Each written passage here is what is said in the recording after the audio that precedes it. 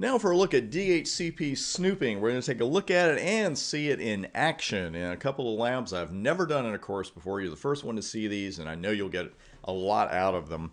But first, we're going to talk about whether DHCP snooping is for us or against us. And Guinness.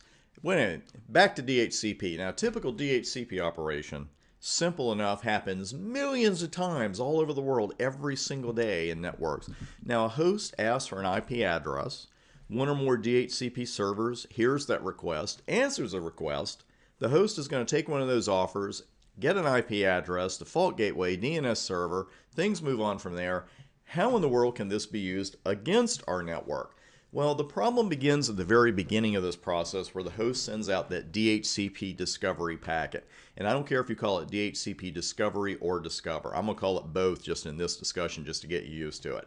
The host then listens for replies in the form of offers, DHCP offers from the servers. Now, if the host gets more than one offer, the host uses a highly scientific, discriminating, and precise method and algorithm in order to choose the best address for its needs. It takes the first one it gets, or accepts the first one it gets. Not exactly the most highly scientific, discriminating, precise deal here, but sarcasm over, that's exactly what the host is going to do. And in this case, only one offer is coming back, so there's no big deal. The multi-layer switch forwards that to the host. Host looks at it, says, looks good to me, and we go from there. Now, among the values in that offer is the default gateway. Obviously an important value. No problem there, because only one DHCP server is responding in our network. Host gets the offer, sets its default gateway. But what if a rogue server gets into our network? What if a rogue DHCP server gets in our network, then starts sending offers out saying my default gateway is 100.111, and also that happens to be the IP address of the rogue server? Then everything is going to go through the host that isn't going somewhere else. That's the default gateway. Also, the rogue server could say, you know what?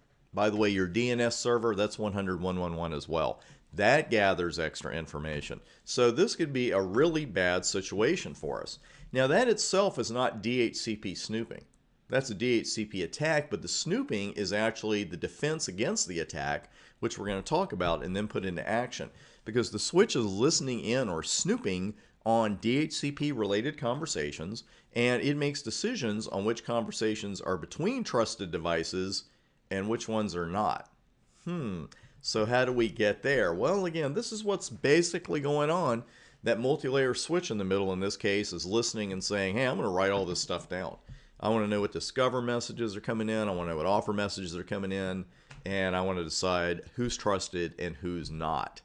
Well, you and I are going to have to do that because DHCP snooping classifies switch interfaces as trusted or untrusted. And the host in our example is going to send a DHCP discover message at the beginning of the process as it normally would and as we looked at earlier. But the switch is going to forward that message only through trusted ports. So assuming that ports 1 and 3 are trusted, this is what's going to happen. That rogue device is never even going to see the DHCP discover message. So it will not respond with an offer because it doesn't even know the discover message was sent. So that's a pretty good deal in and of itself. Then on top of that, DHCP server-related messages are only going to be accepted on trusted ports and then forwarded through them as well. So when this offer comes back through, it's only going to come in on a trusted port, be accepted on a trusted port, and it'll be forwarded out one as well. Now, what happens if the rogue DHCP server sends an offer anyway? There is a common misconception, so common that I myself fell for it. So I know there was a Cisco doc that said this once. Not the most grievous thing in the world, but most people think that this port that gets an offer on an untrusted port in DHCP snooping is going to go error disabled, and it will not. You'll see that live here shortly. When you will see that port go error disabled is if we set a packet limit on the port and that packet limit is exceeded, because that tends to indicate that the device is trying to flood the network. So in that case, the switch will say, okay, I'm shutting this thing down. But if you are only receiving an offer on an untrusted port, by default, that port will not go into error disable mode. The offer will simply be dropped. Now, as I mentioned, that decision to make a port trusted or untrusted, that's up to us. The switch is not going to make that dynamically or say, okay, I'm hearing DHCP messages, I'll trust these ports. Doesn't happen that way. But boy, here's something we better remember. By default, all ports on that switch are untrusted. So if you enable this feature and then all of a sudden nobody's getting any IP addresses, that's why. Because we better make some ports trusted or we will end up with no dynamic IP addressing at all. Enabling this feature, it's a three-step process. You're going to enable it globally.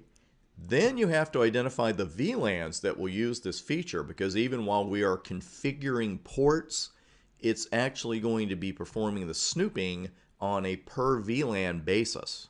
And then finally you configure the trusted ports. That's all there is to it. Testing is an excellent idea with this. Now in the lab we're about to do, Router 2 already has an IP address that it has received via DHCP from a multi-layer switch. Don't worry, we'll do one from the beginning too, but I want you to see this renewal process. The switch between these two devices isn't running DHCP snooping yet.